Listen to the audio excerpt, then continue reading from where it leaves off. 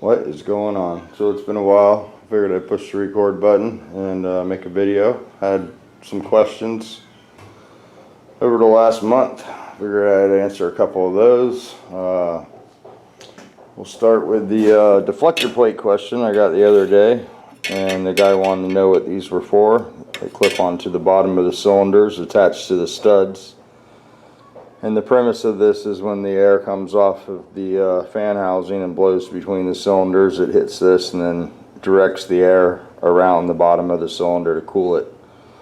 And depending on if your motor's in a car or a buggy, you may or not need these. I was always taught that these were critical to put on the motor, and that it would, be detrimental to the cylinder if you didn't have them as far as cooling. So I don't know if that's true or not. I do know that there's this style, which is the original style, and then when they came out with the fastback and the square backs, the cooling wasn't adequate enough, so they modified the 10s, and those are also available. They're a little more robust. I usually use these, and they work good. I've never tried it without them, so as far as failure, I really don't know. I was just taught to always put them on, so that's what's going on with that. The other question was the connecting rods, how to install them on the crank. And there is a procedure there. Volkswagen rod has a dimple on the top of it, and you want the dimple up in the direction of the rod when it's operating in the cylinder. So if this was number 2, we'd want this up. And the reason that is the rod is offset to load the piston in the cylinder, and when you turn it upside down, it takes the offset off of the piston, and it can cause a little rattling condition in the motor. In the old days, in the small block Chevrolets, we used to turn them upside down to free up a little power, but it can cause some wear in the cylinder. But anyway, you always, on a Volkswagen, these locks, the bearing tangs will be pointing down towards the camshaft, and the bump will be up when the rod's in the cylinder that it operates in. I used to have a little diagram on the wall, and if you're building motors and you're just getting started at it, it's an easy way to remember how these go. Just draw a little diagram of a flywheel and then the crankshaft, and then just point the rods out the direction they go. You always start with this rod here, and the bump's up, and then it corresponds bump up, bump up, bump up. So this would be number 1, this is number 3, number 4, and number 2. So you want them the direction the cylinder goes. The only reason being that it will take the preload off the cylinder. Don't know if you'll be able to see this in the camera lens, but what I'm talking about is you can see how the wrist pin is offset. One side's shallower on this side, has more meat on this side. It sort of loads the piston in the cylinder. This is a Chrysler rod.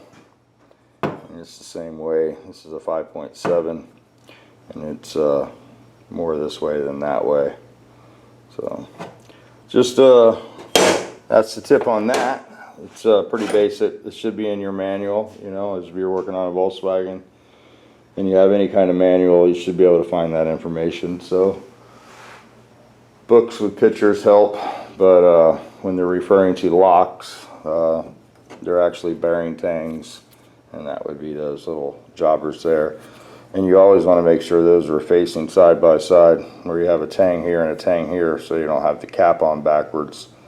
The tangs are always on the same side, always pointing towards the camshaft on a Volkswagen.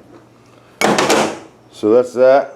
I've been working on a bus motor, found some pieces, parts, and I've been having a really good time with the bearings. I had a guy come over and I built a Type 4 for him, and I think he took one of my bearings that I bought, so I had to dig up another bearing. I got a used one in there, and I started doing some measuring on it, and I was coming up with extra clearance on the back side of the bearing, so I had to go through and find different bearings anyway. The only bearing that seemed to work out was this one and this one. Had to change the front one in the center. So gonna put the crank back in there for like the 5th time. We'll go ahead and assemble that. Maybe I'll make a video on that, the final assembly. I had the crankshaft over here, and it was funny. I built the Type 4 motor on Saturday. It came in boxes and pieces, and I don't do Type 4s. I try to explain that on the videos. Nothing against them. I just, it's not my thing. Bobby Sears is a good source for Type 4. He's in Orlando. You can find him pretty easy through Triangle. He's great at Type 4s. I like the Type 1 stuff, but I went ahead and did it. It was for a subscriber, and we went ahead and put that together. I have to do the cylinder heads for him. He started his own little port job over here, so we're going to clean these up, do a little valve job, and CC the combustion chambers. I think these are 1.8s, and he's trying to put them on a 2.0. Don't know if you can do that or not. I have to figure out the volume of the cylinder and the deck height and all that good stuff, and go from there. We didn't install the cylinders, just built the short block for them. So that went pretty good, better than my motor, but that's the tree on my building, the neighbor's tree. I have to trim it, but it's a delicate situation. Anyway, he wanted to know why it took all day to assemble the motor, and normally when I do the videos, I try to put everything together, measure everything, and make sure that it's going to bolt together, and then I'll make the video. So sometimes I cheat and lay the motor out a couple times, make sure everything's compatible, so I can just do the assembly process and not run into snags and try to show the actual process. But when you're using used parts, there's a lot of you know, trying to make stuff fit and compatible. So I cleaned up the bus block. It looks pretty good. I'm gonna clean that up some more. I got to pull the full flow plugs out and clean all the oil galleys, but it looks pretty decent. The main bearings aren't too bad. They fit really nice in there. It's still standard. So we're gonna do something with that. That was originally the Blue Cars motor. It's a single relief case, so it won't be too crazy. But we're gonna do something. We'll build some kind of motor with that. I was going to use the cylinder heads off the bus motor on the new bus motor, but I might do something a little different so I can put those back on this car motor. That was the original combination, so maybe make some new heads for this. But yeah, so that's what this is. Another little gift I got from my subscriber that came over, put his motor together. He brought this for me. This is pretty sweet. This is Craftsman. Looks like you know, probably the late 70s, mid 70s vintage, premier condition. Really sweet, and it's quite large compared to the normal calipers. So that's pretty cool. That'll come in handy, and I appreciate that. Thank you, Russell. But yeah, not a lot going on. I did get this little bow grinding bench set up. Don't know if you guys have seen that. Made a little pegboard for all the pilots and stones, so I don't have to dig through the you know, the red box every time. It's right there now. Got the hones up there, stone hones, bead hones, and then some different bushing drivers and stuff, and then all the pilots valve lapping stuff right there. So it's all right where you can grab it, and I don't have to dig for it. There's the spring compressor for the overhead cam, like the SR stuff, to put the retainers and stuff on.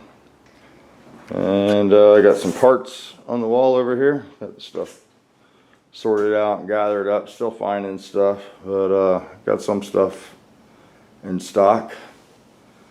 And yeah. So I'm getting ready to use some of this stuff, probably the scat lifters. Maybe, I don't know. I picked up a straight cut timing gear set, so I would have it. I've been asked for one of those before when people come and buy a cam. But yeah, so that's a few things. And I got a sweet deal the other day on some body stuff. Let me show you that. Sandpaper and stuff. I should say Andrea got a sweet deal on it. Picked it up for me, brought it home. And yeah, it's not the best brand, I don't think. I've heard, I think Matt told me this stuff's not too good, but for the price, can't really beat it. So I got some 180, some 220, and 800. Never had 800 on a DA before. 600, and that's a mystery.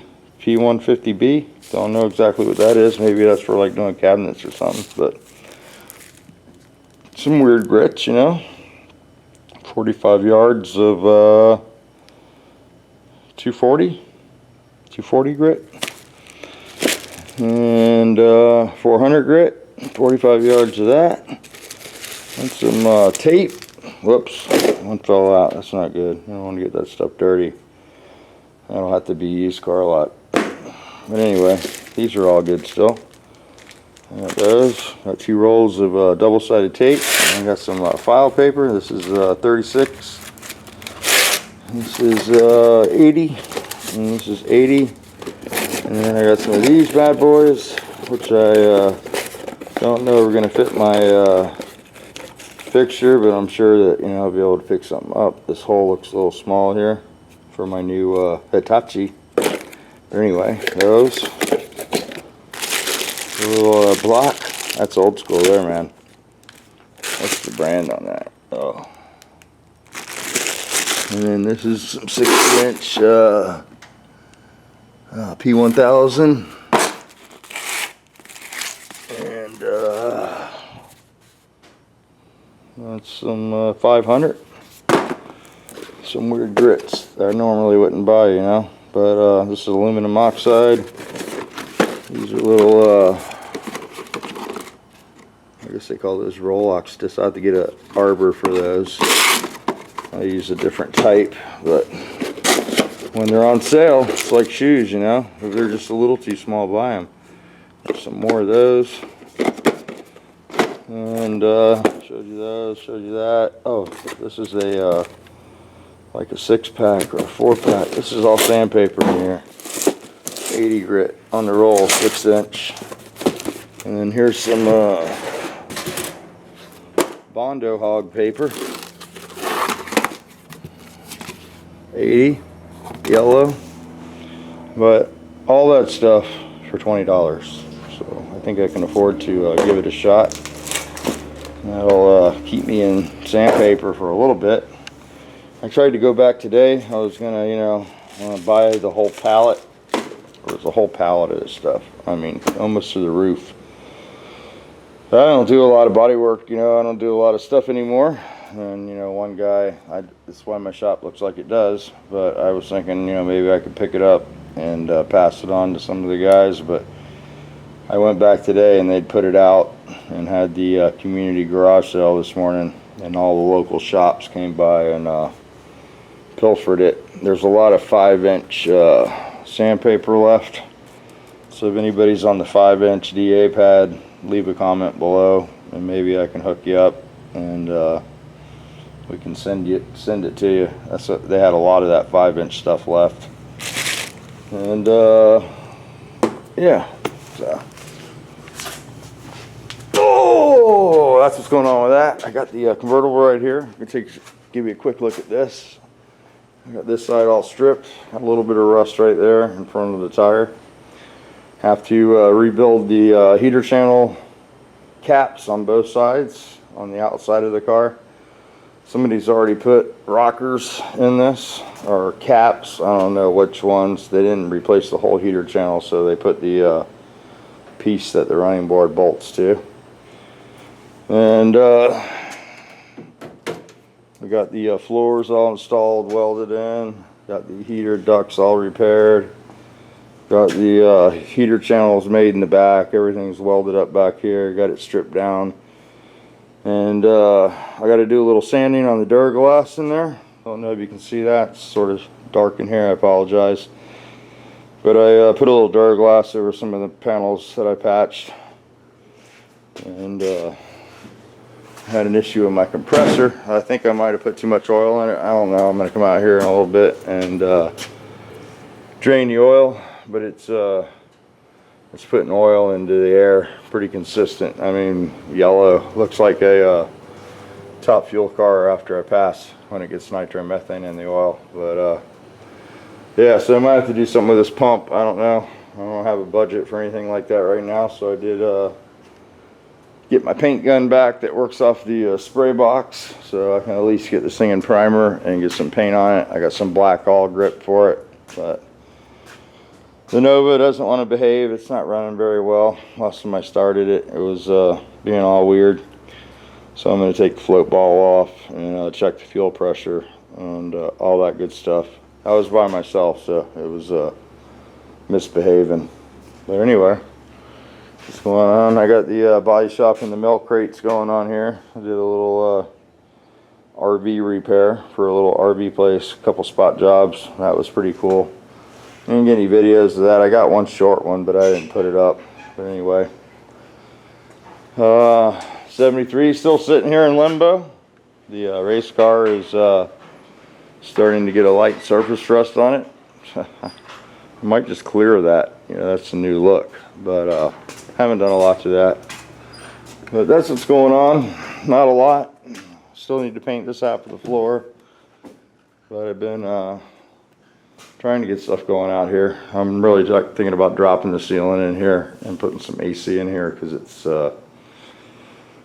hot. It was about 100 degrees in here today. Summer's here in Florida. It never goes away. You have fall and summer, and we didn't have much of a fall this year. So Canadian Catalyst had his Euro van crashed this morning. Sorry to hear about that, Andy. I'm sure you'll get it fixed up. You know, you can always buy me a plane ticket. I can fly out there to Canada and do some body work for you. Work on your bus, fix your van, and take a little vacation, you know. You have to pay me every week though, so I can afford to cut this tree down when I get home. But anyway, that's what's going on with that. I did, yeah. But anyway, I think you guys have seen the cabinets, all that stuff, and yeah, I think I need this to put some timing gears on it. So I'll get that out. I did the other day. I was building the motor and tipped that thing over on the floor, and it burnt my paint. So I got to fix that. I figure one more coat on everything. But yeah, I took the heads apart on the drag car. They look really good.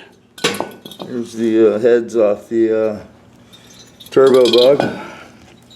These are, I don't think they've ever been cut, and these are like virgin ARPM heads. I'm thinking about maybe not putting these back on the car because they've never been wrecked or welded on, and these are like a piece of history.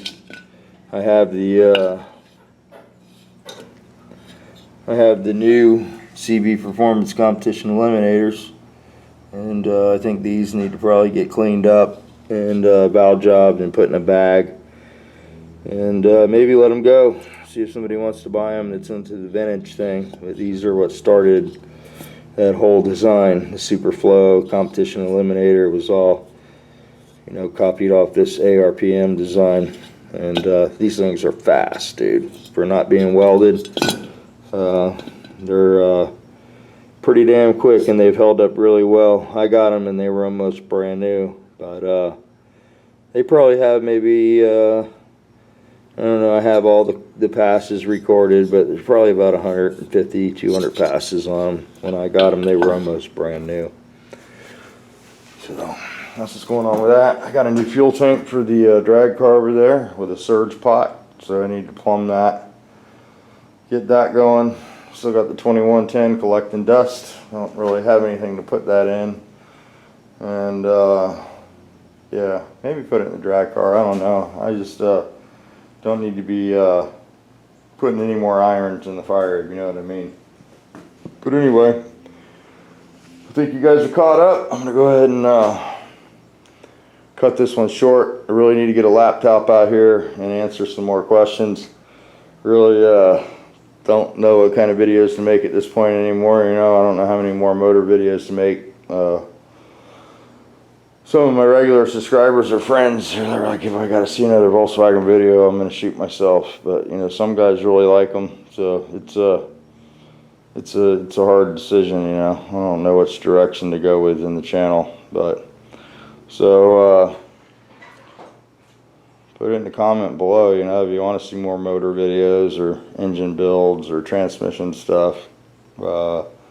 Let me know. I could make a couple of those videos. I already have some of those on my channel. I know people watch them quite a bit. And that's the, you know, the number one email I get is, thank you for the video, man. I watched it and I was able to put my bug back together. Or, you know, number two is you're an asshole and, you know, your videos suck. But normally it's the other one. But, I don't know. I don't want to bore you guys. There's a lot of guys doing the same thing that I do. And, yeah, I've been working on the same cars for a long time now, other than the convertible and a few other things. But I'm sort of running out of materials and cash to put this stuff together, because that's what it takes, you know. It takes parts to assemble. I was going to make one on the Type 4, but I didn't feel like it was video quality, being that I've never built a Type 4 motor before. I mean, why would I make a video on how to build a Type 4 or showing you that I'm building it when I've never done it before? So I wasn't really a struggle. It went together pretty good. Probably could have made a video on it, but you know, I try to tend to make videos on stuff that I've done before, combinations that I know will work. So if you you know, buy the same stuff by any chance, you know, it half-ass works, and you don't come to my house with a pitchfork. So I try not to make stuff that I don't know about, and that's why I stick to the Volkswagen stuff. I don't like doing paint videos because that just causes problems. Lord knows I got plenty of stuff to paint, but I won't be painting it here. I've got a buddy that's got a body shop, and I think the Nova's about ready to go there. You know, I think it just needs to go, and I probably need to go there for about a week and just get it done. I got a few more things to do with lining up sheet metal, and I have a hinge that probably really needs to be replaced. But it's not a beauty queen. It's a little, you know, street racer, so it doesn't have to be perfect, but it's to the point now where I need to get this stuff painted and get it moved out of here so I can have my garage back so I can do projects. Had the LS truck take a dump on me. It's out there. I gotta try to get it running. So maybe we can do some videos on that. You guys can give me some pointers. But I checked the fuel pressure. It seems to have fuel. It fires up and shuts off. Could be like a cam sensor or a crank position sensor. I don't really know. And I got the Mustang out here, the 98 2-valve.